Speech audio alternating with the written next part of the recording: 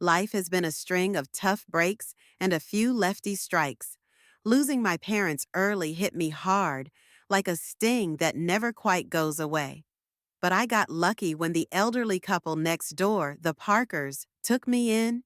They were the kindest souls you could imagine, treating me more like a granddaughter than a charity case. We weren't rich in money, but we were wealthy in love. And that's what mattered then. Just as I was coming into my own, turning 18 and thinking about college, they died in a car accident. Just like that, I was on my own again. The Parkers left me a bit of money for school and their old house in the suburbs. It was a cozy place, full of memories, but too many ghosts for me. So I sold it and bought a small apartment in the city, near the college where I'd enrolled to study financial management. It felt good having a plan and moving forward. Classes were tough but interesting, and I threw myself into learning everything about numbers and markets. After college, I landed a decent job. Daytimes were packed with work, and I was doing all right. But nights were another story. The city felt lonelier than it should for a place so full. That's when I met Tom at a friend's party. He was loud, funny, and didn't care who knew it. His energy was infectious, and we hit it off from the moment he bumped into me, spilling my drink. Hey, watch it! I snapped, more out of surprise than anger.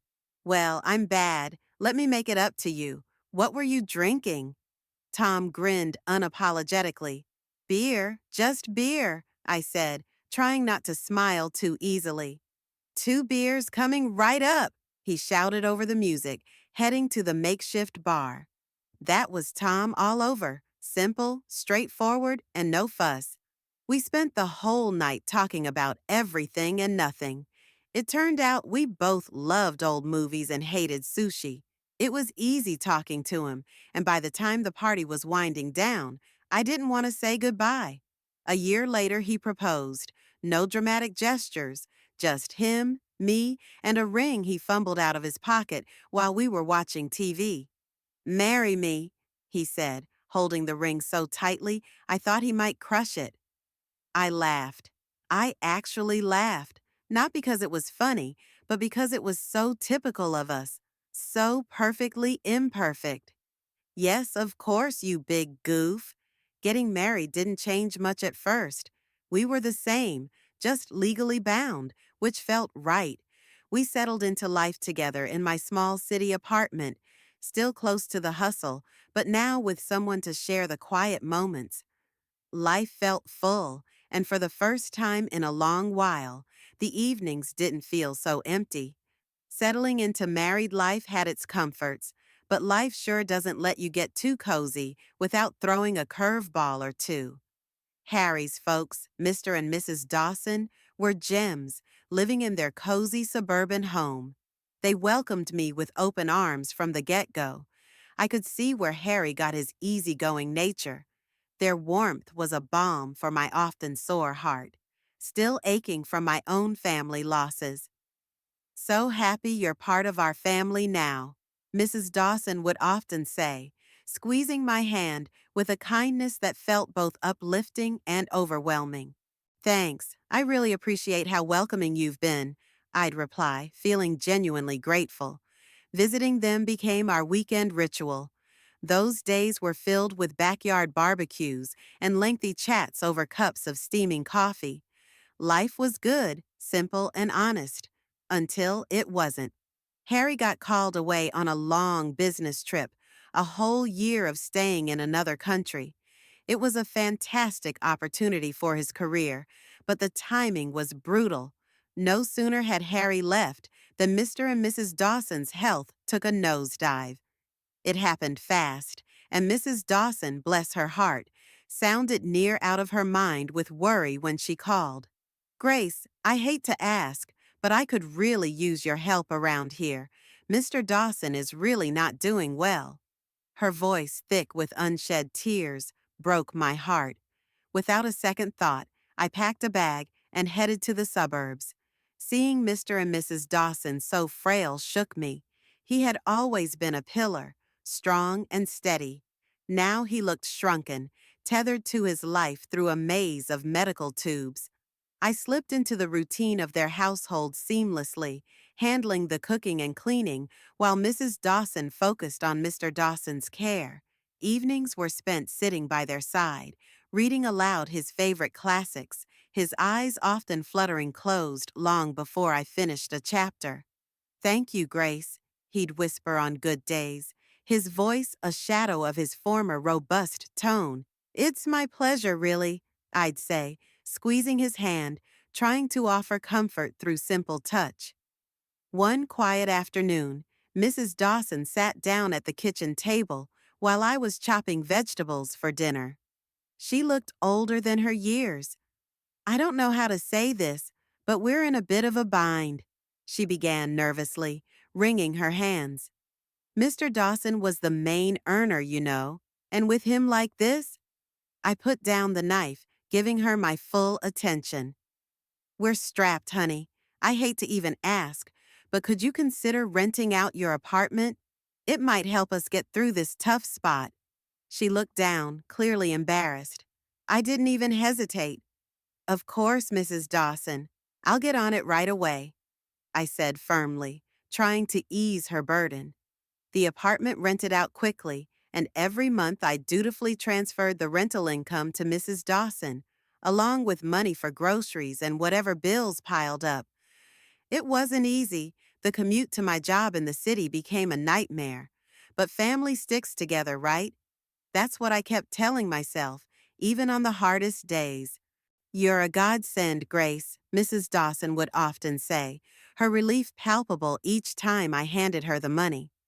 "It's what family does," I'd respond, though some nights, as I lay in the guest room, listening to the distant sounds of sirens from the city, I couldn't help but feel the weight of the world on my shoulders. Harry's calls were my only respite, his voice a tether to another life.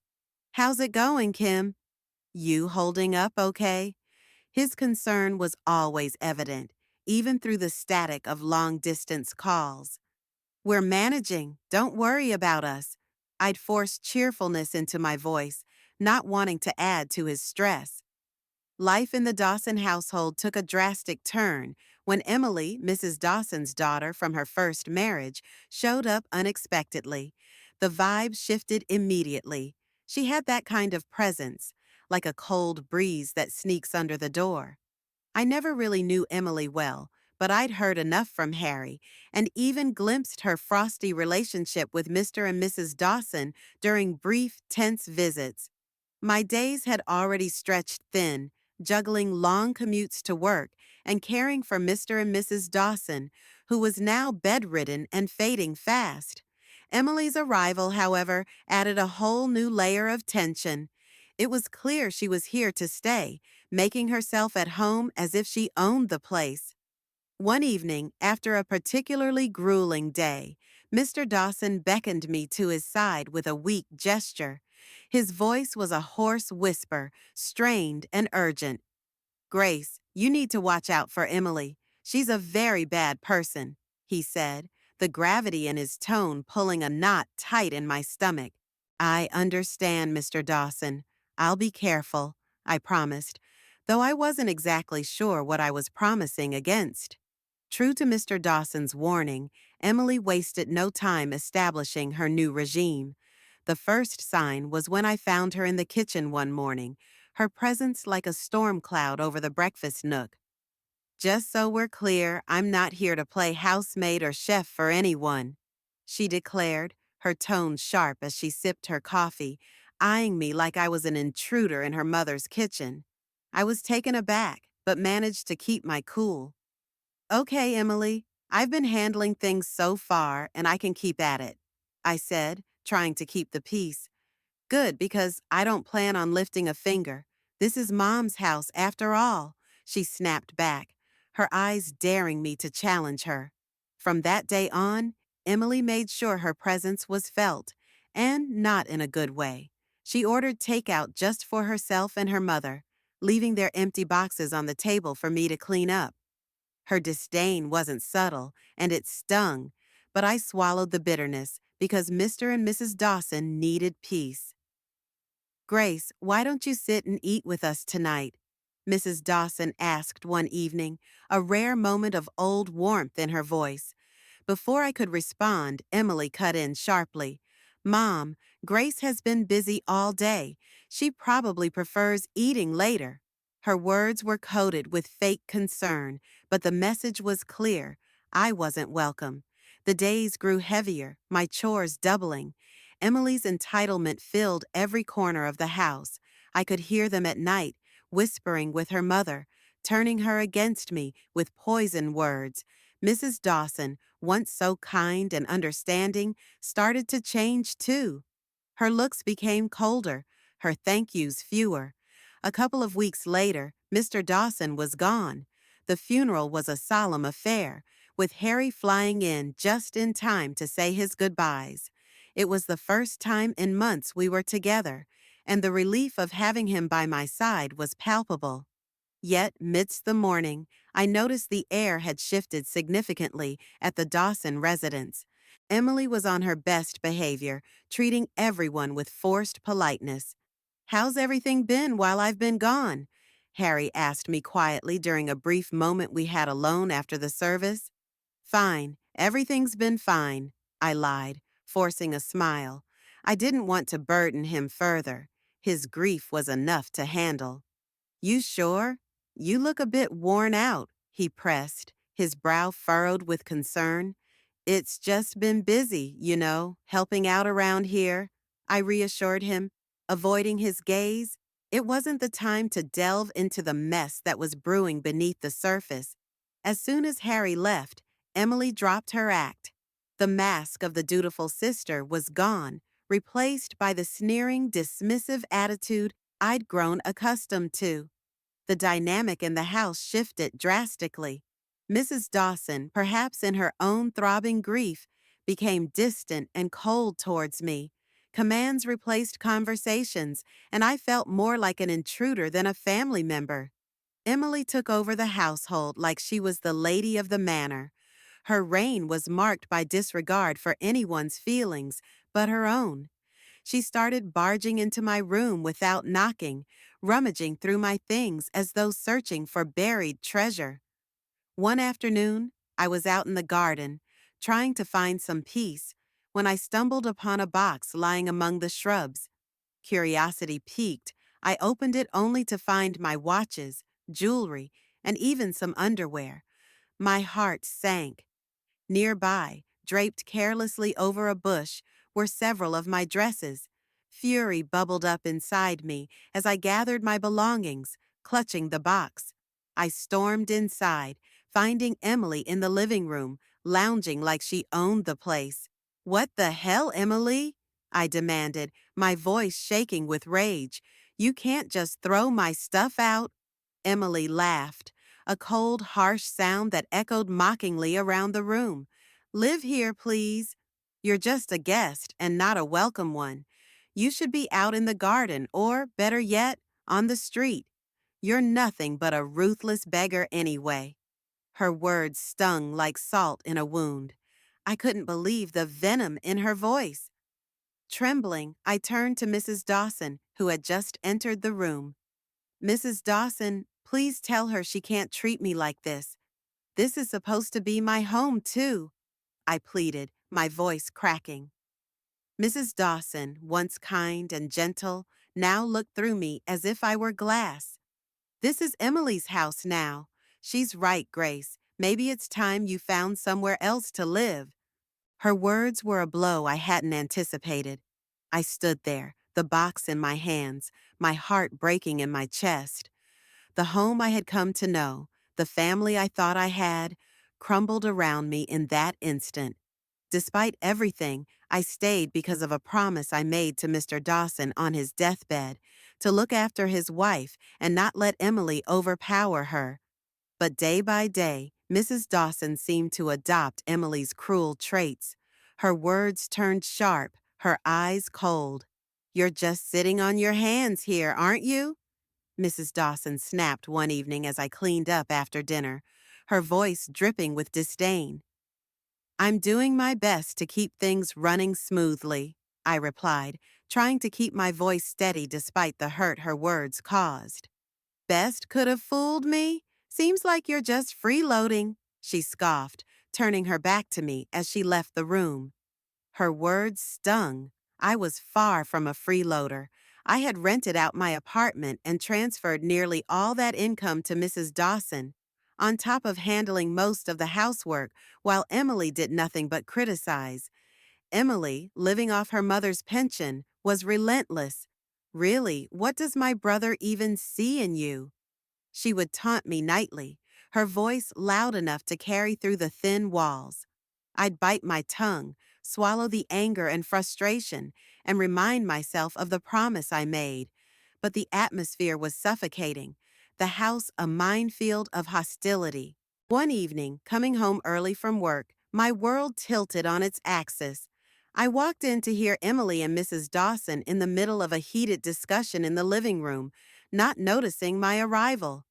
We need to get her to sell that apartment of hers. You know how much we could use that money, Emily was saying, her tone greedy and calculating.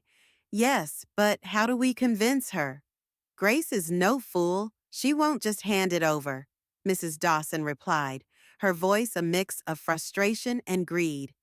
Leave it to me, Mom. I'll sweet talk her into it. Once she signs it over, we can finally live the way we deserve. Emily's words slithered through the air like a snake.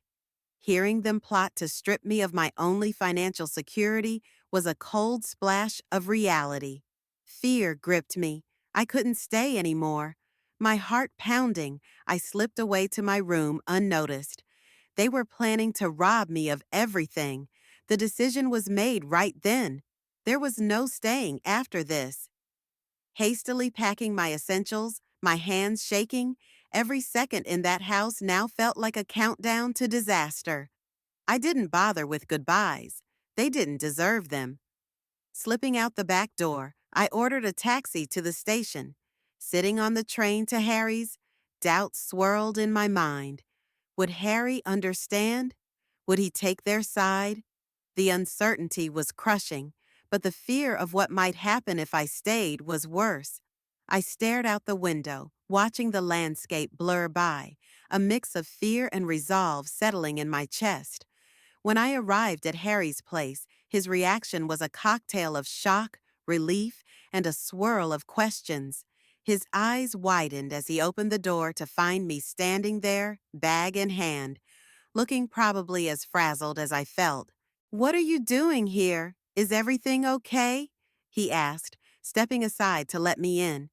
I hesitated, taking in the familiar, comforting sight of his temporary home. "No, Harry, everything's not okay." "Not at all," I replied, my voice catching a bit. He led me to the couch, his expression now lined with worry. "Talk to me, babe. What happened?" he urged. I told him everything, starting from Emily's return, the worsening conditions at home, the financial manipulations, and the final straw, the plot to make me sell my apartment. I hadn't wanted to worry him before. I didn't want to add to his stress while he was away working. Harry's face darkened with every word I spoke. By the time I finished, his fists were clenched, his jaw set hard. "Why didn't you tell me any of this before?" he asked, his voice a mix of anger and concern. "I didn't want to cause more trouble. I thought I could handle it," I admitted, feeling foolish now. "Grace, damn it, you shouldn't have to handle anything like that alone," he exploded, standing up to pace the room. "I can't believe my mom and Emily would treat you this way." He stopped and looked at me, his eyes intense. "I'm not letting anyone treat my wife like that. No way," he declared, pulling out his phone. I watched, heart pounding, as he dialed his mother.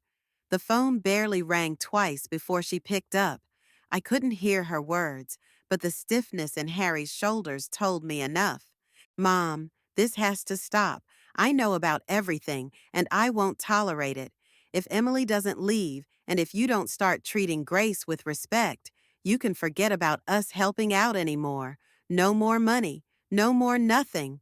Harry's voice was steel, not giving room for any argument. There was a brief fiery exchange, then silence. Harry's hand tightened around the phone. Fine, if that's your choice, then you've made mine, he said finally and hung up. He turned to look at me, his expression softening. Looks like it's just us now, babe. That's all we need, he said, coming over to wrap me in his arms. I leaned into him, the safety of his embrace fortifying me against the whirlwind of emotions. Just us, I murmured, feeling the truth of his words. We were on our own now, but somehow that felt okay. Harry and I talked long into the night. We discussed practical things like my remote work arrangements and our financial plans without the extra drain of supporting his mother and Emily. It felt like we were laying the foundations for a new chapter. Just the two of us. Whatever happens, we're in this together. You and me against the world, right? Harry said with a determined grin. Right, I smiled back, feeling more confident with him by my side. Against the world. The next few days were a whirlwind of activity. I contacted my job to arrange remote work, which thankfully they agreed to. Harry helped me move my things from storage and set up a home office in the corner of his living room. It wasn't perfect, but it was ours, and it was peaceful. A week into our newfound peace, I was jolted by a call that almost felt like a ghost from a past life. It was Mrs. Dawson. Her voice, once sweet to me, now dripped with a mix of desperation and audacity. Grace, why haven't I received the money for this month?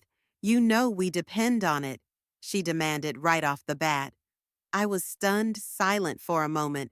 Her nerve, unbelievable. I'm sorry, but after everything, you really expect me to continue supporting you?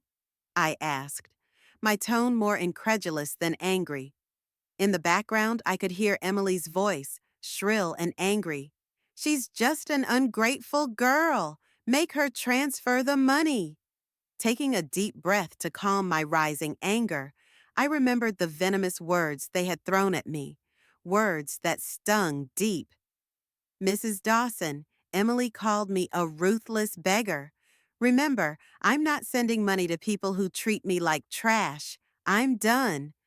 There was a pause on the other end, and I could almost picture Mrs. Dawson's shocked face. But we're family, she finally said, her voice a mixture of anger and pleading. No, family doesn't treat each other that way. Goodbye, Mrs. Dawson, I said firmly, and hung up before she could respond. The call shook me, but Harry was right there, his support unwavering.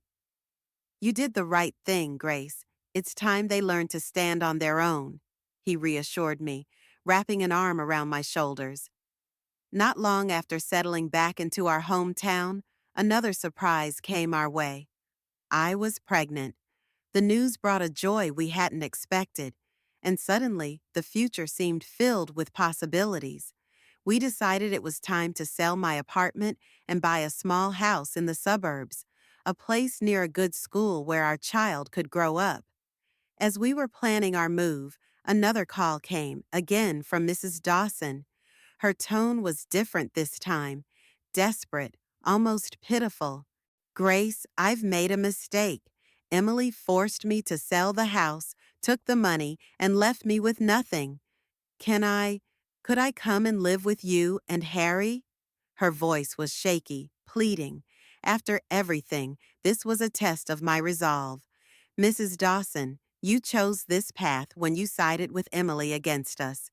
You could have chosen differently, I said, my voice steady despite the turmoil inside. I know I've made mistakes, but you have a kind heart. Can't you forgive an old woman for her wrong choices? She implored.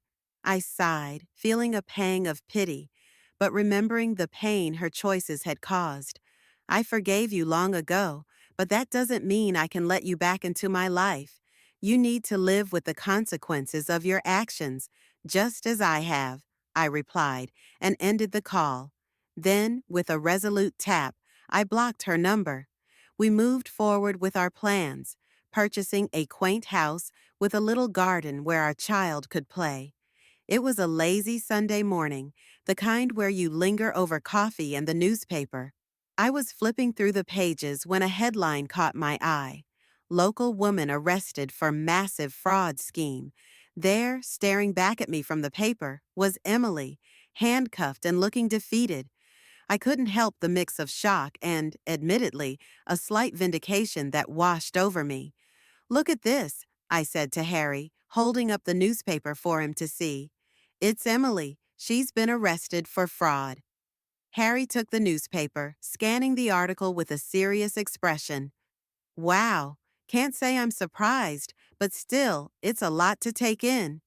"Yeah, it is, but she made her choices, and now she's facing the consequences," I replied, feeling a closure I hadn't realized I needed. The news eventually drifted to us through friends that Mrs. Dawson was living in a tiny apartment, working 2 jobs to scrape by. Her pension wasn't enough to cover her living expenses and pay off the debt Emily had left her with. "Did you hear about your mom?" One of Harry's friends, Matt, brought it up one evening when they were over for a backyard barbecue. "Yeah, I heard," Harry responded, flipping burgers on the grill. His voice held a trace of sadness, but was tempered with resolve. "She chose her path, Matt. It's tough, but that's how it is." Matt nodded, understanding the unspoken boundaries. "You're right, man. Just thought you should know." The conversation shifted after that, the evening air filled with lighter topics of sports and work. Life had moved on, and so had we. The joy of our new life really crystallized when Mia came into the world. Becoming parents changed everything. It shifted our priorities, our dreams, and even healed some of the old wounds by filling them with new love. "Can you believe she's ours?" I whispered to Harry one night as we watched Mia sleeping peacefully in her crib. "She's perfect, Grace. Just perfect." Harry murmured back, his voice thick with emotion. We spent our days marveling at each little milestone Mia achieved, each smile, each giggle. She was our little miracle, and with her, the hardships of the past seemed to recede, making room for new memories, better ones. Each day was simple but filled with little moments of joy that stitched a tapestry of a happy family life.